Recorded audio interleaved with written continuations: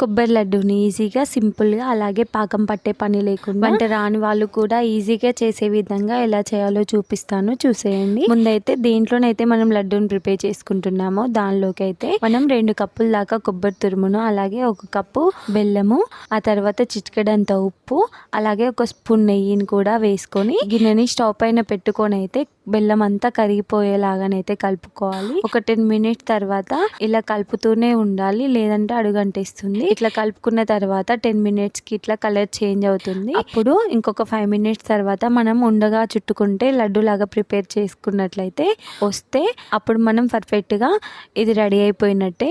ఆ తర్వాత చల్లార్చుకొని ఒకే సైజులో లడ్డూలు అనేవి ప్రిపేర్ చేసుకోవాలి, నేను చూపిస్తున్న విధంగా. అంతే, చాలా సింపుల్. మీరు కూడా ట్రై చేయండి. అలాగే నా ఛానల్ ఎవరైనా ఫస్ట్ టైం చూస్తున్నట్లయితే సబ్స్క్రైబ్ చేసుకోండి. ఈ వీడియోకి సంబంధించిన ఫుల్ వీడియో లింక్ వచ్చేసి నా ఛానల్ నేమ్ కింద ఉంటుంది, చూసేయండి. అలాగే నా వీడియో కనుక మీకు నచ్చినట్లయితే like, share and comment. Thank you for watching. Bye bye.